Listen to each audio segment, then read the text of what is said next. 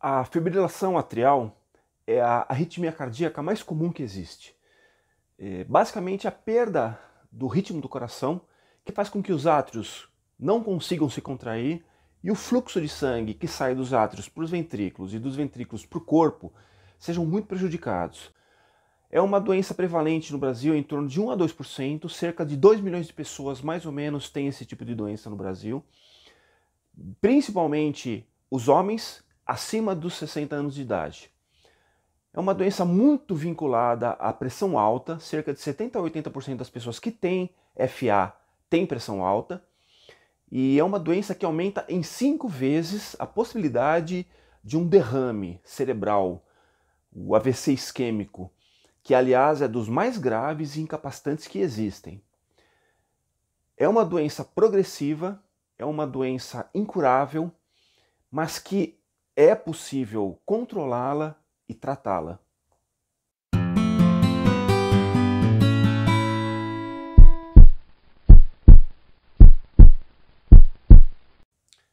Como é o batimento normal do coração? Os átrios se contraem, jogando o sangue dos átrios para os ventrículos, que aí então se contraem e jogam o sangue, no caso o ventrículo direito para o pulmão e o ventrículo esquerdo para o corpo. Mas como é que eles batem? Isso depende dos estímulos elétricos. No estímulo elétrico no átrio, no nó sinoatrial, faz com que os dois átrios se contraiam e depois deles se contraírem, o estímulo do nó sinoatrial passa para o nó atrioventricular. A partir do momento em que esse nó é estimulado, os ventrículos se contraem. Então, primeiro os átrios se contraem pela atuação do nó sinoatrial e depois os ventrículos se contraem pela atuação do nó atrioventricular. Quando acontece uma doença como a fibrilação atrial, existe uma alteração nesse circuito. E eu vou mostrar isso para vocês de maneira mais fácil nessa simulação que eu vou mostrar para vocês agora. Tá vendo? Olha, o ritmo sinusal, que é o ritmo normal do coração, se mostra no batimento cardíaco normal. Então, a eletricidade, o estímulo elétrico que sai do átrio pelo nó sinoatrial faz com que ele se contraia, passando depois para o nó atrioventricular, que contrai os ventrículos. Então, contrai o átrio e depois contrai o ventrículo sincronizadamente. No caso da fibrilação atrial é diferente. Tá vendo como tem uma série de estímulos nos átrios?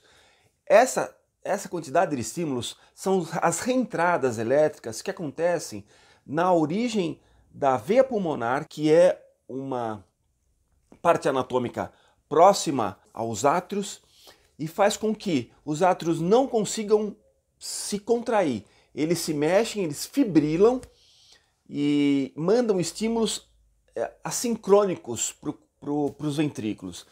E os ventrículos batem de uma maneira arrítmica, ou seja, sem ritmo definido.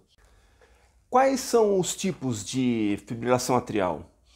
São 4. A primeira é a FA paroxística, que é aquela que dura até 7 dias.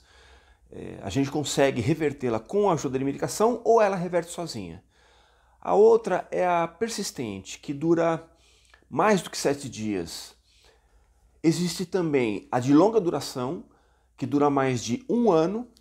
E existe a permanente, que é aquela de longa duração que não tem como reverter para o ritmo sinusal, que é o ritmo normal do coração. Quais são as causas da fibrilação atrial? Em primeiro lugar, a idade. Quanto mais idoso a pessoa for se tornando, mais ela tem chance de ter fibrilação atrial. Cerca de 15% das pessoas com 80 anos têm fibrilação atrial. Depois vem a hipertensão arterial, a pressão alta, geralmente as não tratadas ou mal controladas. A pressão alta, mal controlada, ela obriga o coração a trabalhar mais para jogar o sangue para o corpo. Isso faz com que ele fique hipertrofiado, ele fique musculoso. E essa atrofia, essa alteração da musculatura do coração, altera a musculatura do átrio também. E isso pode causar problemas elétricos no coração. Depois existem as causas estruturais do coração, que são as doenças valvares, principalmente a doença mitral, da válvula mitral, Existe a cardiopatia hipertrófica. Essa cardiopatia hipertrófica é aquela cardiopatia que mata os atletas que estão eventualmente jogando bola e de repente caem. E existem as cardiomiopatias dilatadas, que são as cardiomiopatias que acontecem por doenças externas ao coração ou do coração que provocam uma dilatação desse coração. Existe a obesidade, que causa basicamente processo inflamatório crônico no organismo, além de sobrecarregar muito o coração por estar trabalhando, carregando uma sobrecarga de peso. E existe também a apneia do sono, que provoca a hipóxia, que é a diminuição da captação de oxigênio, quer dizer, a pessoa fica com menos oxigênio porque respira mal durante a noite. E esse problema de falta de respiração, de respiração ruidosa, de respiração ruim durante o sono, pode estimular a hipertensão arterial, a pressão alta. Existem também as causas temporárias, que são aquelas causas em que a pessoa entra em fibrilação atrial e sai normalmente sem medicação. Que é, em primeiro lugar, a ingesta exagerada de álcool. O infarto agudo do miocárdio também pode provocar essas arritmias que vão e vêm. A embolia pulmonar, o uso de drogas ilícitas e as cirurgias cardíacas a céu aberto, aquelas cirurgias em que o cirurgião abre o peito da pessoa. Quais são os sintomas da fibrilação atrial? 50% das pessoas não têm sintomas. Esse é um grande perigo dessa arritmia, porque eventualmente a gente pode ter como primeiro sinal um derrame cerebral. Em relação aos sintomas, o primeiro deles é a palpitação, que é o coração acelerado. A pessoa sente o que chama de batedeira. Isso causa um mal-estar geral, não chega a ser dor no peito, mas é um incômodo muito grande. Um outro sintoma é a fadiga. A pessoa fica extremamente cansada por situações que não a deixariam normalmente com esse cansaço. Junto com esse sintoma vem a intolerância aos esforços físicos. A pessoa muito fadigada, ela dificilmente vai querer fazer alguma atividade física, algum esforço físico, na verdade. Existe também a dispneia, que é a falta de ar. A pessoa, por vezes, fica com bastante falta de ar. E as vertigens, que são as tonturas. Muitas vezes, quando a pessoa está com um ritmo muito acelerado, ela sente tontura e, eventualmente, muito raramente, ela pode ter a síncope, que é o desmaio. Como é feito o diagnóstico da fibrilação atrial? Bom, a coisa mais simples é você palpar o pulso e sentir o seu pulso. Se ele estiver muito acelerado, é uma situação que tem que ser investigada. Existe um exame muito simples, que é o eletrocardiograma, que consegue diagnosticar as alterações do ritmo quando elas estão acontecendo ali naquele momento. O grande problema é que muitas vezes essas arritmias vão e vêm. Então muitas vezes você faz o eletro e não consegue captar essa arritmia. Existe um outro exame que pode se fazer no hospital também, que é o ecocardiograma. O ecocardiograma, ele consegue ver as alterações estruturais do coração, quer dizer, se o coração está maior, está menor, se os átrios estão grandes ou não. Uma coisa muito importante do ecocardiograma é que ele consegue enxergar os trombos que, porventura, estejam se formando nos átrios.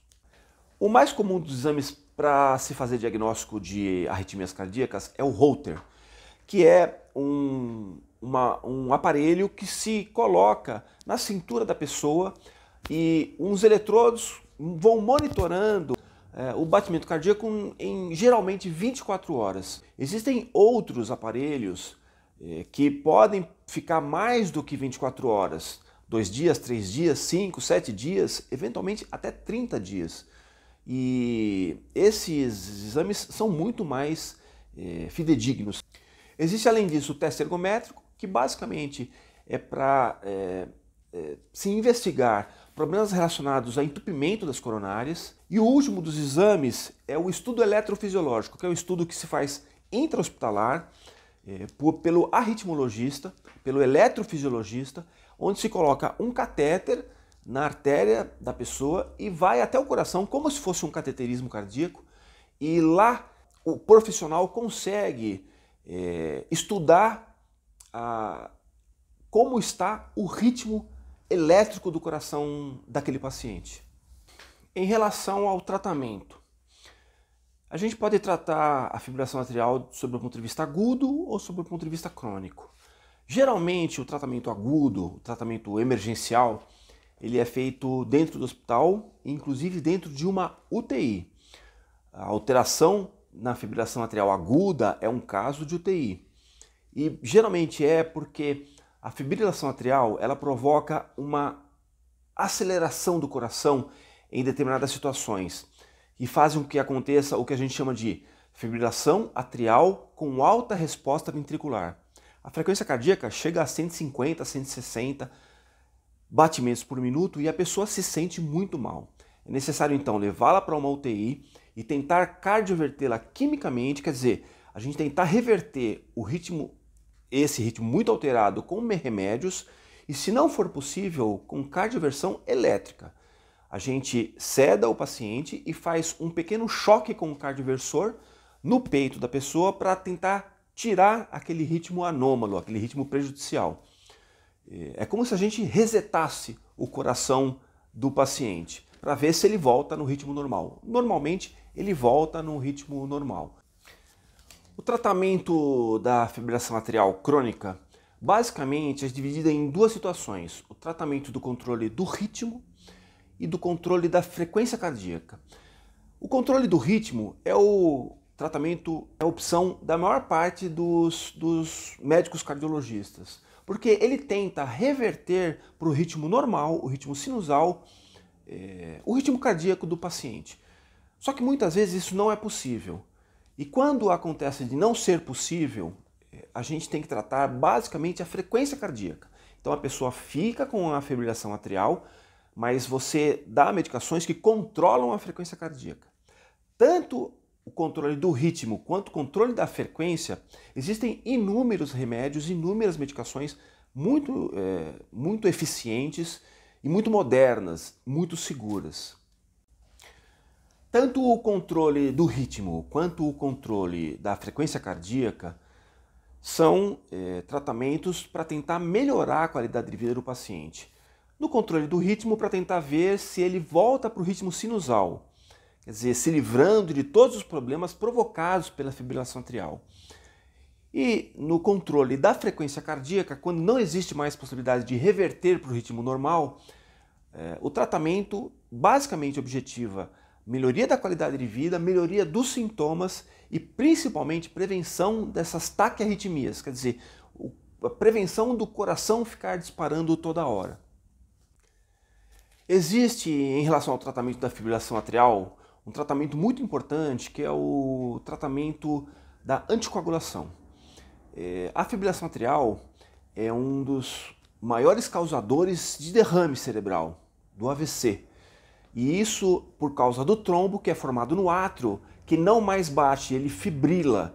Então ele fica tremendo, o fluxo de sangue que deveria, na contração do átrio, ir para o ventrículo, não vai. Então fica rodando no átrio e a possibilidade de uma formação de um trombo é muito grande. A terapia de anticoagulação é, na verdade, a primeira medida terapêutica, a primeira medida de tratamento que se deve fazer numa pessoa com fibrilação atrial. Existe um score de risco em que a pessoa vai ser avaliada em relação, por exemplo, à idade, a se tem fatores de risco, como hipertensão, diabetes, obesidade, se tem insuficiência cardíaca, se já teve acidente vascular cerebral. E de acordo com a situação dela, é dada uma nota e de acordo com essa nota, você indica um determinado tipo de tratamento anticoagulante para ela. Hoje em dia os anticoagulantes são muito mais modernos do que os anticoagulantes de antigamente. Nesse período mais antigo, a gente tinha que dar anticoagulantes em que a pessoa tinha que controlar o nível de coagulação toda semana, a cada quinzena, a cada mês. Hoje em dia isso não precisa acontecer mais.